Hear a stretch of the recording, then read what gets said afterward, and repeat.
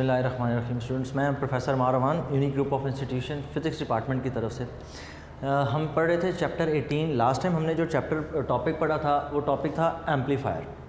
What is amplifier? तो उसमें हमने ये पढ़ा था कि एम्पलीफायर असल में ट्रांजिस्टर की एक कॉन्फ़िगरेशन है जिसके अंदर हम कॉमन एमिटर रखते हैं। ट्रांजिस्टर के अंदर हमने ये बात सीखी थी कि ट्रांजिस्टर को जब आप बनाते हैं तो उसके अंदर दो पीएन जंक्शंस होते हैं।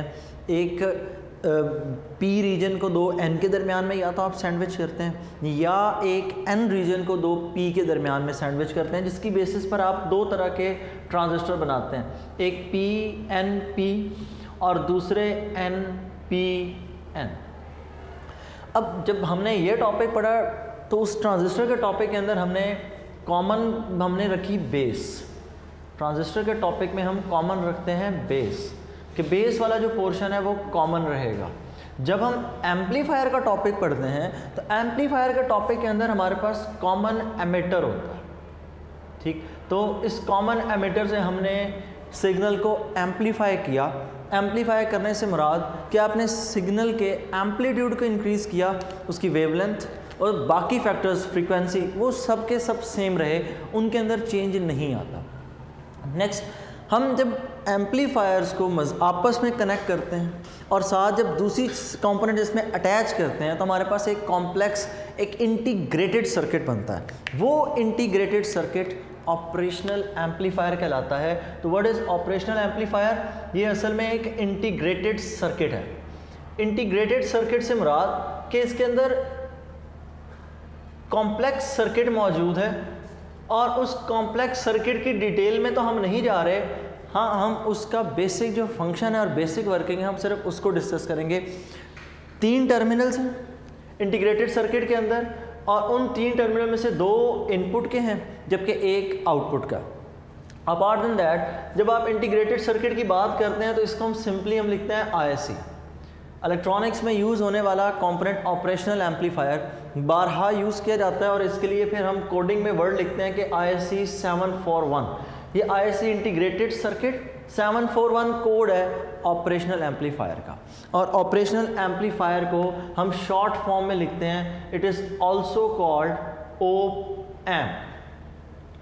ओप एम्प, इसके लिए शॉर्ट फॉर्म में ये नाम यूज़ किया जाता है। ओप स्टैंड्स फॉर ऑपरेशनल एम्पलीफायर। ठीक, ये इसके लिए शॉर्ट नाम है।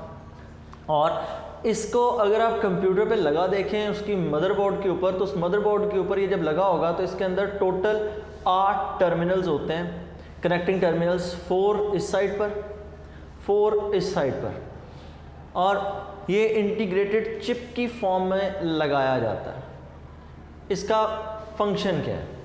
इसका बेसिक फंक्शन है, अगर हमारे पास किसी भी सर्किट में ऑपरेशनल एम्पलीफायर है तो उसके पुराना जो हम इससे हम कैलकुलेट करते हैं अरिथमेटिक ऑपरेशंस। अरिथमेटिक ऑपरेशंस से मुराद हम इनको यूज़ करके एडिशन, सब्ट्रैक्शन, उसके बाद मल्टीप्लिकेशन और डिवीजन, ये इनका बेसिक यूज़ था। लेकिन जैसे जैसे टाइम चेंज हुआ हमने इसमें मॉडिफिकेशंस की और मॉडिफिकेशंस करके अब हमने इसके और भी ज़्यादा फंक्शंस बना लिए हैं। फंक्शंस के अंदर यूँ है कि अगर आप एक ऑपरेशनल एम्पलीफायर यूज़ कर रहे हैं ओप एम्प, तो ओप एम्प के अंदर बेसिक इसमें जो ऑपरेशंस परफॉर्म किए जाते हैं, नंबर 1 इसमें बेसिक अरिथमेटिक ऑपरेशंस होंगे, नंबर 1। नंबर 2, इनके अंदर बेसिक अरिथमेटिक ऑपरेशंस।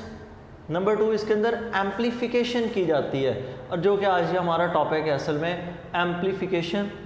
नंबर 3, इसके अंदर आप इसको एज ए कंपैरेटर यूज़ करते हैं, आप कंपैरिजन के तौर पर यूज़ करते हैं। It is also used as comparator. हमारा मेन एम्पलीफिकेशन। एम्पलीफिकेशन करने के लिए हम ऑपरेशनल एम्पलीफायर की 2 बेसिक टाइप्स बनाते हैं। इन दो बेसिक टाइप्स में से एक टाइप है इन्वर्टिंग एम्पलीफायर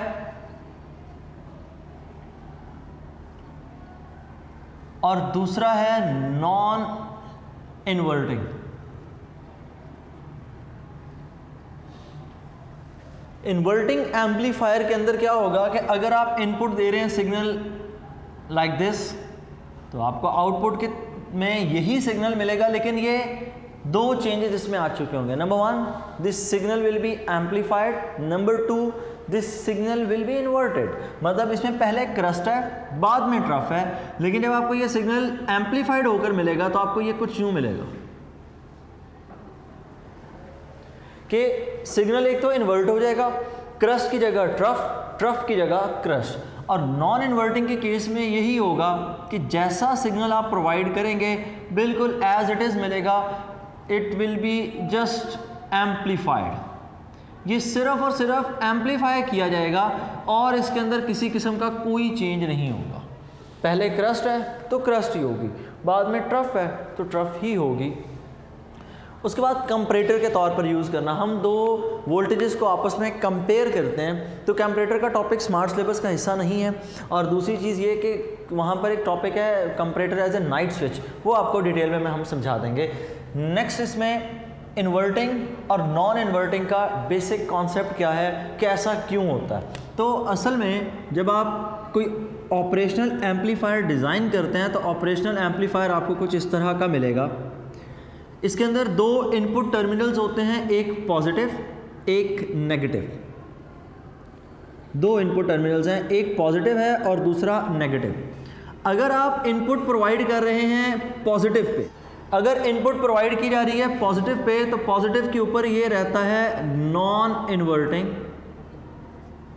और अगर इनपुट प्रोवाइड की जा रही है नेगेटिव पे, तो नेगेटिव टर्मिनल इन्वर्टिंग टर्मिनल है कि आप जो सिग्नल प्रोवाइड कर देंगे उसका इन्वर्स हो जाएगा, होगा सही एम्पलीफाइड। उसके बाद नेक्स्ट यहाँ पर एक आउटपुट टर्मिनल है, यहाँ से आपको मिल जाती है आउटपुट। तो कंस्ट्रक्शन के अंदर आप क्या लिखेंगे, कंस्ट्रक्शन के अंदर नंबर वन, इसमें टू इनपुट टर्मिनल्स हैं। उसके बाद अच्छा, ये दो जो टर्मिनल्स आपको इनपुट के बताए, यहाँ से आपने वो सिग्नल प्रोवाइड करना है जिसको आपने एम्पलीफाई करना है, ये चीज़ जहन में रहे। दूसरा आउटपुट, एक इसमें आउटपुट टर्मिनल है, और एक बड़ी अहम चीज़ जिसका जिक्र आप पेपर में नहीं करते लेकिन आपको करना चाहिए, वो ये कि इस एम्पलीफायर को जब आपने करंट प्रोवाइड करना है तो उसके लिए भी दो अलग से टर्मिनल्स हैं, और वो दोनों टर्मिनल्स यहाँ पर लगे हैं। एक यहाँ पर है नेगेटिव VCC और एक यहाँ पर है पॉजिटिव VCC, ठीक है। दोनों तरफ से आपने इसको पीजो करंट प्रोवाइड करना है। फिर सुन लें, जिस तरह आपने एम्पलीफायर के अंदर किया था, एम्पलीफायर के अंदर जब हमने सर्किट ड्रॉ किया था तो हमने ट्रांजिस्टर को पहले बाइस किया था। तो बाइसिंग करने के लिए हमने क्या किया था, हमने यहाँ पर अटैच किए थे रजिस्टर, साथ हमने अटैच की थी बैटरी, एक तरफ से फॉरवर्ड बाइस, दूसरी तरफ से रिवर्स बाइस। तो उसके बाद हमने नेक्स्ट वर्किंग स्टार्ट की थी, हमने इनपुट के ऊपर रेजिस्टेंस के अक्रॉस हमने एक छोटा सा इनपुट वोल्टेज प्रोवाइड किया था।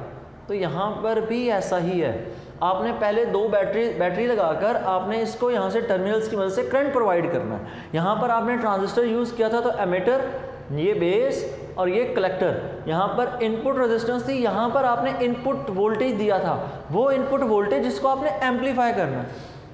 यहाँ से आपने आउटपुट वोल्टेज कलेक्ट किया था, ये यहाँ पर आपके पास थी V आउटपुट, और यहाँ पर ये आपके पास क्या था, इट वॉज V इनपुट। यहाँ पर आपने चेंज इन इनपुट यहाँ पर इंस्टॉल किया था और यहाँ पर चेंज इन आउटपुट आपको मिल गया था। ये बैटरी थी यहाँ पर VBE, और यहाँ पर ये बैटरी VCC के तौर पर यहाँ पर ये बैटरी हमने यूज़ की थी। तो सेम यही प्रोसीजर यहाँ पर भी होगा। दो अलग अलग चीज़ें हैं, जहन में रखिएगा। एक वो टर्मिनल हैं जहाँ से आपने एम्पलीफायर को करंट प्रोवाइड करना है जिससे वो ऑन होगा, और दूसरा यहाँ पर दो टर्मिनल्स हैं, एक नॉन इन्वर्टिंग के लिए पॉजिटिव और एक इन्वर्टिंग के लिए नेगेटिव। तो ये दो टर्मिनल्स यहाँ से वो सिग्नल आप प्रोवाइड करेंगे जिसको आपने एम्पलीफाई करना है। तो this is the basic difference.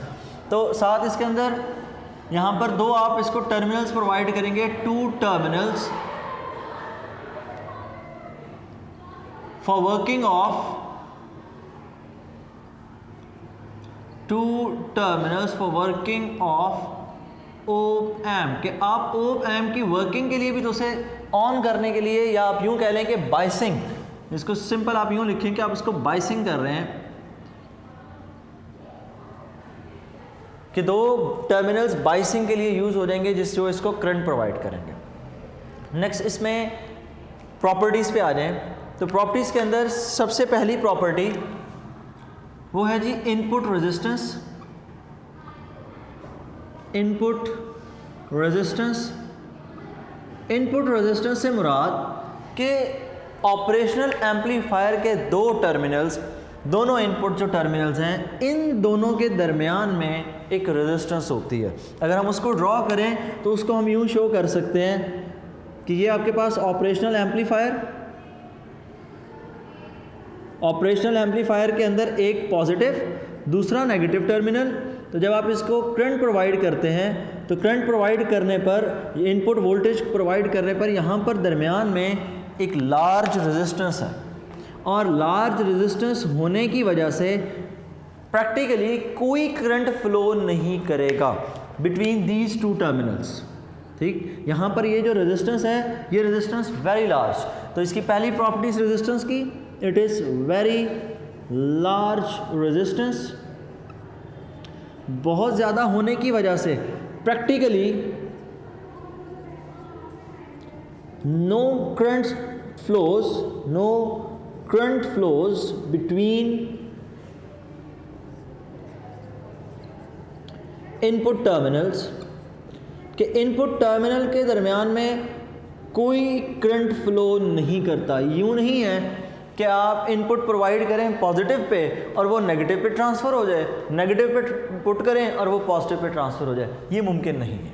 Next दूसरी चीज़, इनपुट रेजिस्टेंस के बाद output resistance.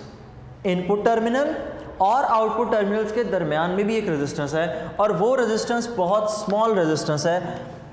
Second, output resistance,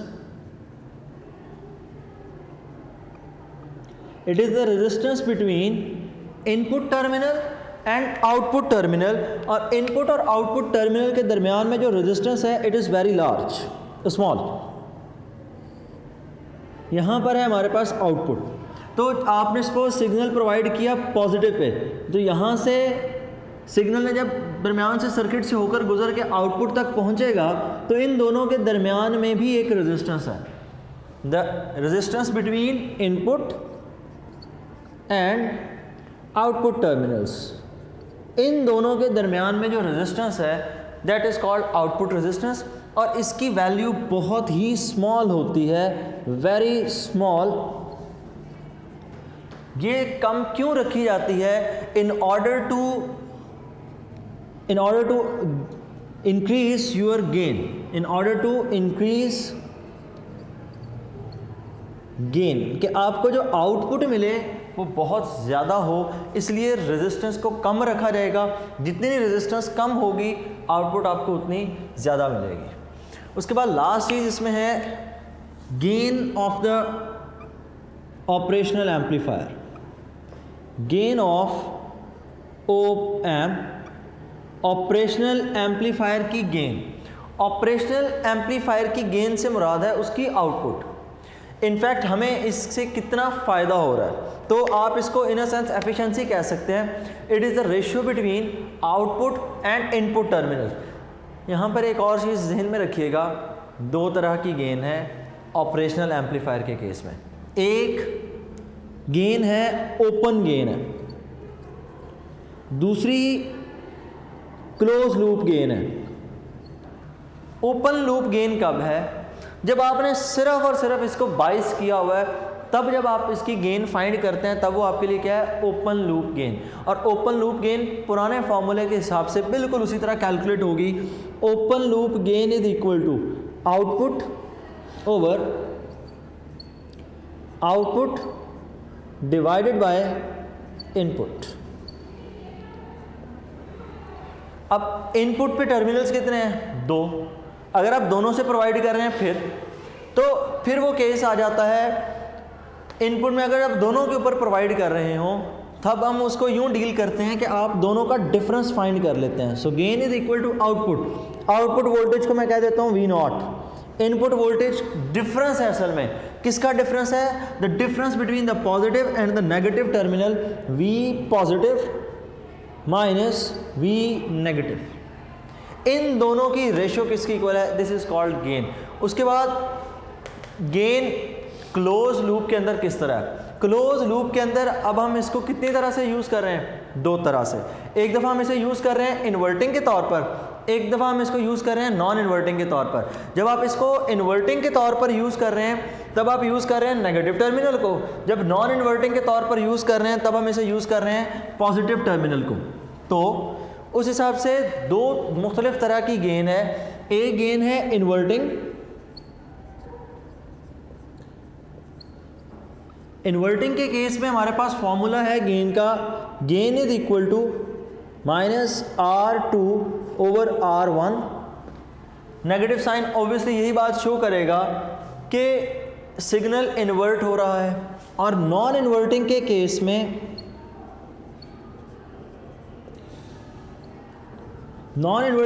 में गेन का फॉर्मूला है gain is equal to 1 plus R2 divided by R1। ये नॉन इन्वर्टिंग का केस है और ये इन्वर्टिंग का केस है।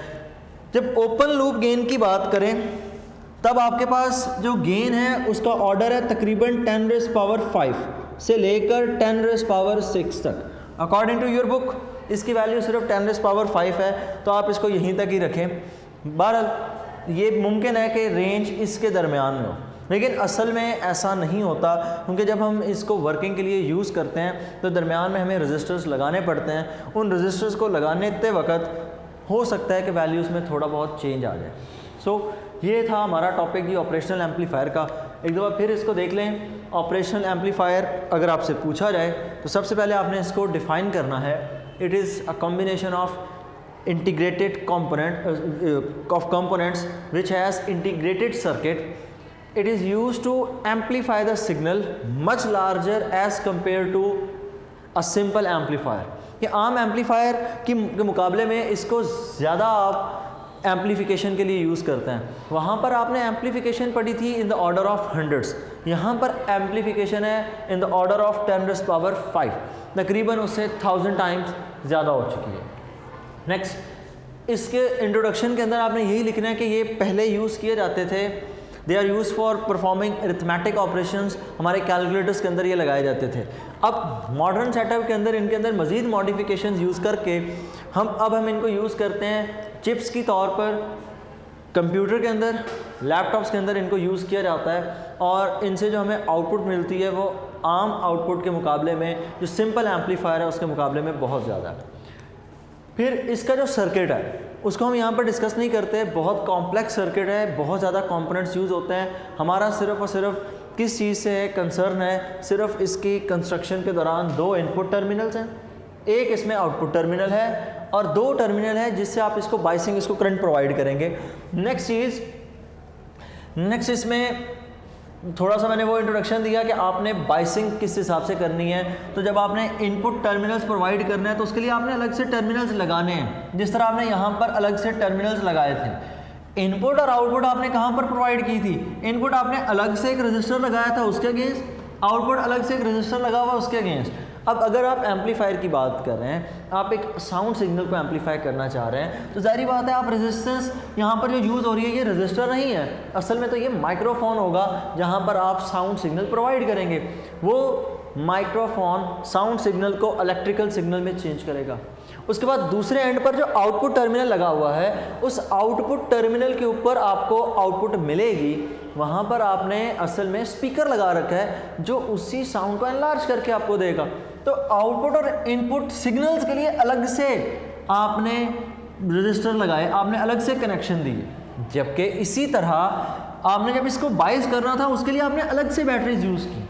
यहाँ पर भी ऐसा है, सिग्नल प्रोवाइड करने के लिए अलग से टर्मिनल्स हैं और करंट प्रोवाइड करने के लिए अलग से टर्मिनल्स हमें रखे। उसके बाद नेक्स्ट इसके यूजेस में आ जाए तो ऑपरेशनल एम्पलीफायर असल में 3 कामों में यूज़ होता है। Number 1, basic arithmetic operation perform करता है, वो पुरानी बात हो गई, एडिशन सब्ट्रैक्शन। उसके बाद ये एम्पलीफिकेशन करता है। एम्पलीफिकेशन कितने तरीके से करता है? 2 तरीके से करता है, एक इन्वर्टिंग और दूसरा नॉन इन्वर्टिंग। इन्वर्टिंग के केस में अगर आप सिग्नल प्रोवाइड करते वक्त पहले क्रस्ट दे रहे हैं तो आपको रिटर्न बैक क्या मिलेगा? पहले आपको ट्रफ मिलेगा, बाद में यहाँ पर ट्रफ है, आपको बाद में क्रस्ट मिलेगा। सिग्नल एम्पलीफाई तो हो जाएगा लेकिन सिग्नल की शेप पे कोई चेंज नहीं आएगा। उस शेप को हम बोलते हैं नोट, कि उसकी नोट चेंज नहीं होगी। फ्रीक्वेंसी के अंदर चेंज वो भी नहीं आएगा, वेवलेंथ के अंदर चेंज नहीं होगा। सिर्फ और सिर्फ चेंज किस में होगा? सिर्फ और सिर्फ चेंज होगा एम्पलीट्यूड का, तो एम्पलीट्यूड इंक्रीज कर जाता है। हाँ, ये मुमकिन है कि इन्वर्टिंग के केस में लाजमी तौर पर क्रस्ट पहले है तो फिर आउटपुट में ट्रफ पहले मिल रहा होगा और क्रस्ट बाद में मिल रहा होगा। दूसरी तरफ नॉन इन्वर्टिंग, इसमें सिग्नल सिर्फ और सिर्फ इन्वर्ट होगा, सिग्नल सिर्फ और सिर्फ एम्पलीफाई होगा, इन्वर्ट नहीं होगा। नेक्स्ट ये इसका डिटेल्ड सिंबल है, आपने सिंबल बनाते वक्त बीच में रजिस्टर्स शो नहीं करने। उसके बाद इसकी प्रॉपर्टीज़, तो पहली प्रॉपर्टी है इनपुट रेजिस्टेंस। दोनों इनपुट टर्मिनल्स, वो इनपुट टर्मिनल जहाँ पर आपने सिग्नल प्रोवाइड करना है, वहाँ पर रेजिस्टेंस दोनों के दरमियान में बहुत लार्ज, इनके दरमियान में कोई प्रैक्टिकली करंट फ्लो नहीं करता क्योंकि ये रेजिस्टेंस इतनी ज़्यादा होती है कि वो करंट को फ्लो नहीं करने देती। उसके बाद आउटपुट रेजिस्टेंस, इनपुट टर्मिनल और आउटपुट टर्मिनल के दरमियान में एक रेजिस्टेंस है। ये छोटी सी रेजिस्टेंस सिर्फ और सिर्फ करंट को कंट्रोल करती है आउटपुट और इनपुट के दरमियान में, और इसको कम रखने का मकसद ही यही है कि आपको गेन जितनी मैक्सिमम मिल सके, क्योंकि रेजिस्टेंस जितनी कम होगी आपको आउटपुट उतनी ज़्यादा मिलेगी। नेक्स्ट आखिरी चीज़ है gain of op amp. Operational amplifier की गेन कितनी है? 2 सूरतों में इसकी गेन हम चेक करते हैं, एक तब जब सर्किट ओपन है और एक दफ़ा क्लोज। ओपन लूप गेन हमेशा आउटपुट और इनपुट की रेशियो होती है। इस वक्त आपने इनपुट और आउटपुट पे यहाँ पे कोई आपने सिग्नल प्रोवाइड नहीं किया। विदाउट प्रोवाइडिंग एनी सिग्नल आप सिर्फ अपने सर्किट से चेक कर रहे हैं कि आपको आउटपुट के ऊपर कितना चेंज मिलेगा। बिल्कुल उसी तरह जिस तरह हमने यहाँ पर किया था कि हमने पहले इनपुट और ये वाले आउटपुट टर्मिनल, यहाँ पर हमने कोई सिग्नल प्रोवाइड नहीं किया, सिर्फ हमने इन दोनों को आपस में कंपेयर किया यहाँ पर के रिजल्ट्स कैसे हैं। बाद में हमने यहाँ पर चेंज प्रोवाइड किया, उसके अकॉर्डिंग हमें यहाँ पर आउटपुट में भी चेंज मिला। तो इन दोनों को जब हमने कंपेयर किया तो उसको हमने गेन कहा। तो बिल्कुल ऐसे का कंपैरिजन यहाँ पर भी है कि अभी हम सिर्फ और सिर्फ बाइसिंग की बात कर रहे हैं, तब हमें ओपन लूप गेन किसकी इक्वल मिलेगी? आउटपुट और इनपुट की रेशो के इक्वल। और यहाँ पर एक चीज़ याद रखिएगा, इनपुट के कितने टर्मिनल्स हैं? 2, एक इन्वर्टिंग और दूसरा नॉन इन्वर्टिंग। तो इन्वर्टिंग और नॉन इन्वर्टिंग का जो डिफरेंस है उसको आपने यहाँ पर पुट करना है। दूसरी तरफ क्लोज लूप गेन, कि जब हम इनको करंट प्रोवाइड कर देते हैं, हम इनपुट और आउटपुट दोनों इनपुट के दोनों टर्मिनल्स के ऊपर हमने सिग्नल प्रोवाइड कर दिया, तो एक दफ़ा आपने प्रोवाइड करना है इन्वर्टिंग पे, एक दफ़ा आपने प्रोवाइड करना है नॉन इन्वर्टिंग पे।